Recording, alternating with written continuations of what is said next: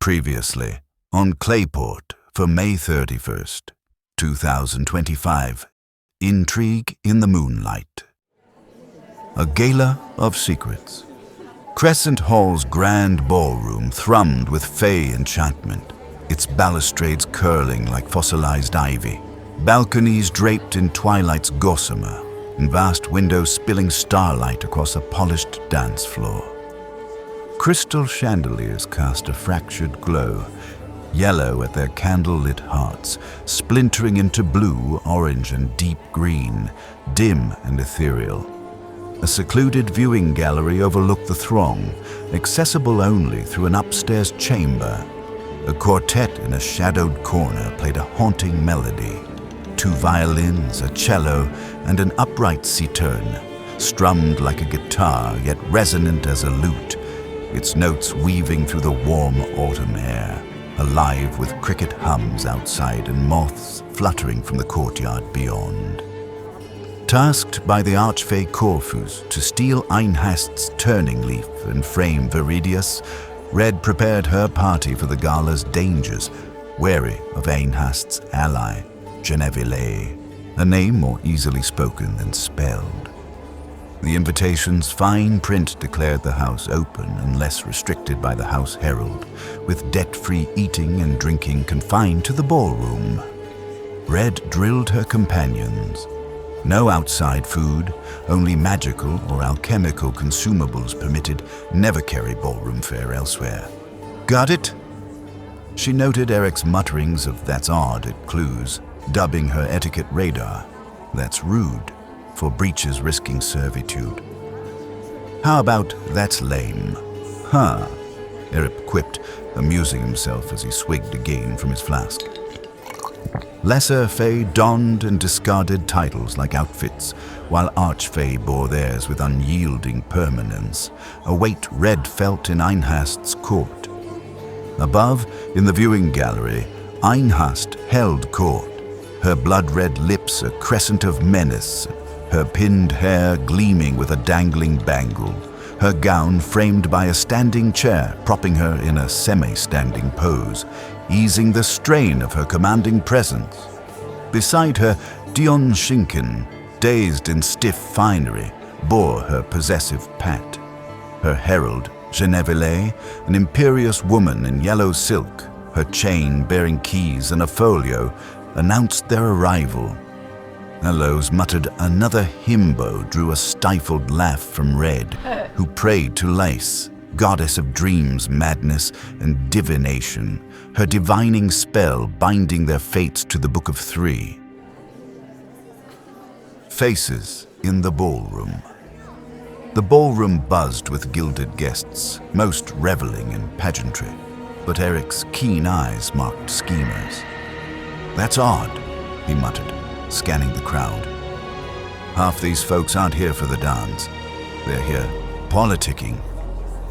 Red, distracted by a champagne tray, missed Arlo's notice of Bastion, captain of the Stone Legion, his slicked-back hair and silver cane marking him as a violinist who whispered to Einhast before mingling below. Umbra spotted Ambrose, a mustached man with strange eye markings flitting between conversations.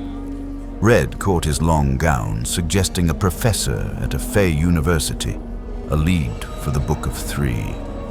His minimal school crest, like others' absent heraldry, contrasted her gauche brooch, a tool to frame Viridius.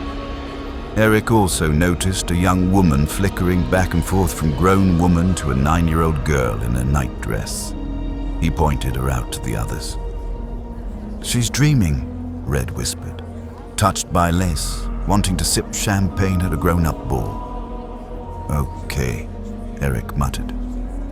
Red fixed on a disheveled woman, her lopsided bun bearing a boater fascinator, its yellowed ribbon accented with pastel blue. Her garish blouse and cotton dress clashed with an unbuttoned cardigan, a basket holding yarn, a teacup poised but unsipped. Her black cat held court with guests, its shadow misshapen and larger than the cat or woman, bearing vicious claws, visible only to sharp eyes, Eric walked over to eavesdrop on Dentalia the Black, a seed in a black gown with a red beaded veil, hidden from Einhast's view, her admirers signaling political motives. Friotha, with dark auburn hair streaked white, clad in a blue and white gown with opals, approached, her eyes darting nervously. "You're here for Viridius, aren't you?" she whispered, voice trembling. Red leaned in, her choker amplifying her calm. "We serve her cause, Friotha. Trust us to see it through." Red's persuasion deepened the frame, convincing Friotha they shared her goal to steal the turning leaf, though her fear lingered. Umbra, seeking Ambrose, slipped off from the group to pass by the sitting room where Loh-Real, a dark-skinned, bald woman in armor and a kilt, accepted blood wine from a servant, healing his pricked finger. Umbra continued on to the outdoor garden. Red, linked by psychic messaging, rallied the others to a ballroom window overlooking the formal garden to watch Umbra venture. Umbra stepped into the garden and immediately noticed two large trees on either side start moving. "Two tree things are blocking me," Umbra reported through the link. "Big, barky, saying no guests allowed." Aloe identified them as arboreal wardens, and Red noted their lack of authority. "We can slip past them later, if need be," she murmured. Umbra stealthily made her way back inside, and they all went back to check out the sitting room where they found Loh-Real, present to talk politics, and shared a tip. "Stay here. Keep quiet," she said, sipping blood wine. Einhast's crew passed from the gallery to the dance soon. Her companion, Hetadai, a shadowed military subordinate, watched silently. Red pressed, "You recruit dream soldiers. Do they die for real?" Loh-Real shrugged. "Depends on the dream." "What?" Eric asked, baffled by the exchange. A magical surge-thon seemed to urge the party to drink forgotten champagne, but Red snapped, "Don't touch those glasses. Debts here'll cost us dear." She collected them, depositing them on a service tray. Eric was disappointed. "Oh, man." Loh-Real nodded.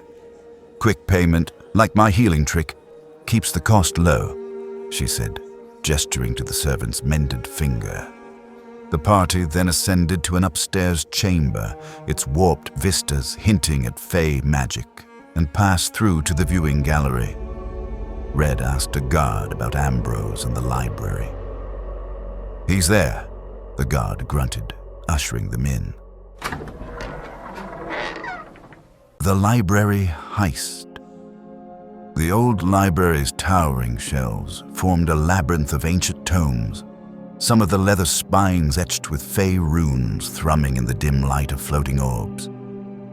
Dust motes danced in slanted beams, the air thick with parchment, old magic, and a metallic tang, as if spells lingered in the wood. It was also a messy place, books strung all over the floor. Umbra, searching with a courier's precision born of their secretive fetchling heritage, moved like a shadow, their enchanted leather armor whispering against the shelves.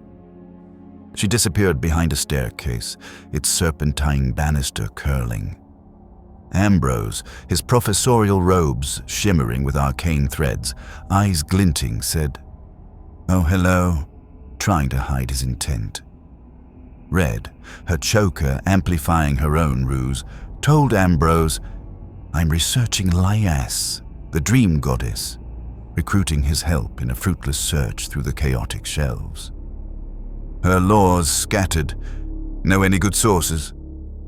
Ambrose, intrigued, replied, "The hall's library is better organized, you know. A good boon might even get you in." Red smiled. "Maybe I'll find one someday." Eric, not entirely sure what Red and Ambrose were going on about, followed Aloe's lead in searching the alcoves for the book. After about 20 minutes of searching, Umbra spotted the Book of Three behind a row of tomes. Umbra, wondering how to alert Red of the find, intentionally triggered Red's status spell alert by giving herself a paper cut. Red jumped. "Oh my, one of my acolytes needs me," she nervously and unconvincingly blurted out. Ambrose's eyes narrowed as he closed the book he had been examining. "I do believe you're lying," he snarled, initiating combat.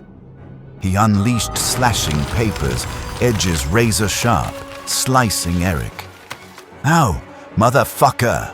Eric yelped, clutching his arm as blood seeped through his sleeve. Ambrose warded the door shut with arcane might. Red summoned Warvis, a leprechaun who turned invisible, his tails shifting. Maple 1 minute, Sycamore the next. "Get us a fake, Warvis," she hissed. As Eric and Aloe clashed with Ambrose's defenses, Warvis conjured a singed replica, sliding it into the alcove. Red shouted, "Stop! Let him have it." Ambrose, ensnared, calmly descended with a spell that softened his fall, his robes billowing like mist. He animated the replica's pages, fluttering like wings, seizing the fake in a swirl of arcane energy and sliding it into a bag. The door's barrier he had put up fell, and Ambrose vanished. Red purred, "Huh. I look forward to your library, Ambrose." Her confidence unshaken. Battered, the party tended their wounds.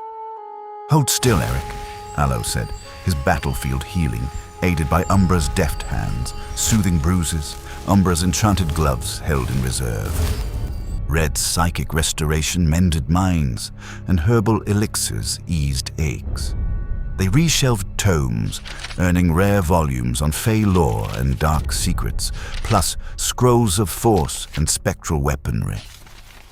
"Reshelving's our payment," Red noted, her etiquette sense satisfied. A dreamer's bargain.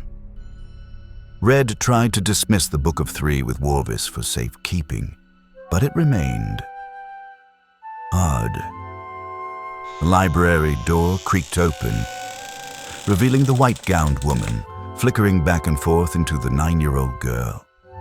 Her voice, neither childlike nor matching her older persona, intoned, "If you don't know what to do with it, give it to me." Umbra hesitated. "This feels off," they muttered. Eric and Aloe exchanged wary glances. Red's lore tied her to Lace. "She's a dreamer sent by the goddess," Red said. Umbra clutched the book. "It's got to reach its destined place, but her?" Aloe sensed her fade-touched essence. "She's legit, I think," he murmured. Red, guided by divine insight, decided, "Give it to her, Umbra. It's Lace's will." Umbra relented, and the book vanished from the girl's hands, her voice normalizing. As she left, sighing, "The library's so boring." As she walked away, 4 objects, glowing with magical runes, clattered to the floor. Gifts from Lice, maybe? It was hard to see exactly what they were. The air thrummed, crickets blending with the quartet's melody as the party stood in the library's shadow. The turning leaf unresolved, Lice's gifts on the floor, and Einast's gala weaving its next snare. With less than 4 hours until sunrise, they plotted their search for the turning leaf. This concludes Previously on Clayport for May 31st, 2025. Intrigue in the Moonlight